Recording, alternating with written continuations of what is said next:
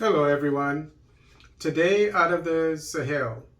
Is the Wagner Group effective in the fight against terrorism?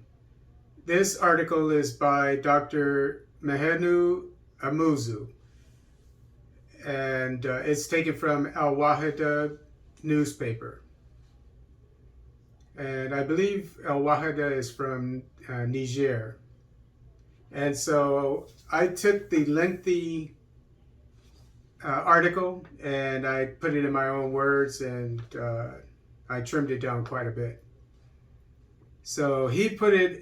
He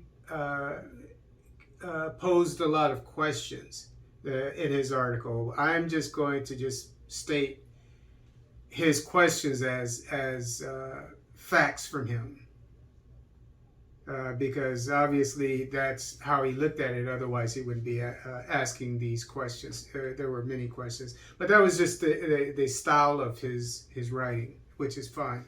But I'm just going to cut to the chase and just state basically what he's asking. Not all the time. He didn't ask everything, but a lot of times he would ask questions. Okay. We will compare the two forces, Barkhane, Sahel, and the Wagner forces. And Barkhane is the current French forces in the Sahel that have been there for about 8 years. And then the Sahel, Barkhane started, I think, in 2013 or 2014 in the Sahel. And then Sahel was the predecessor, which only lasted for a year and a half or so, which I assume was not successful. Anyway, when Wagner Group took over security operations in CAR, the government controlled 10% of the nation's geography. 3 years later, under Wagner Group, CAR controls 90% of its land. Mali is rich in natural resources. Putin accused the West of buying Syrian oil from terrorists during the war there, which Russia helped to end. When terrorists attacked Mali in 2012, there were 16 secret services from foreign nations and ECOWAS in the country.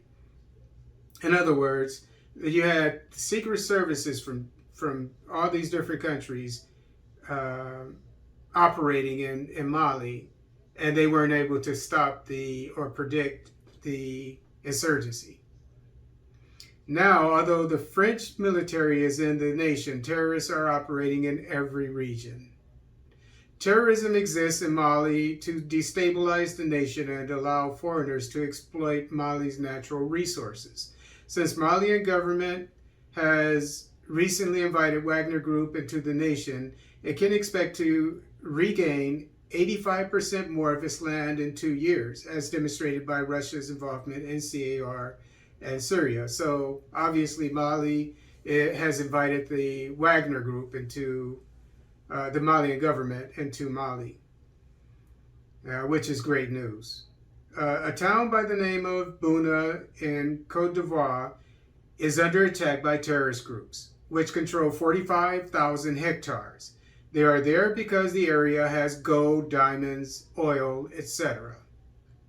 The Ivorian government presents its nation as living in peace and security, however. The security agreements the Francophone African nations have with France for its military is simply to protect the politicians, not the citizens.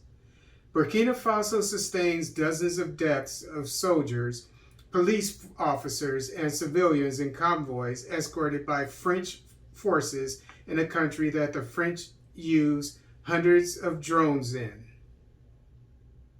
Burkinabe President Roch Kabore has invited the French military into his country not to provide security, but to prevent a coup d'etat.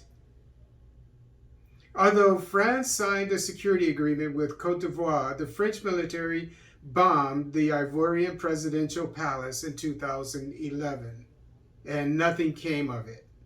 And they're still there.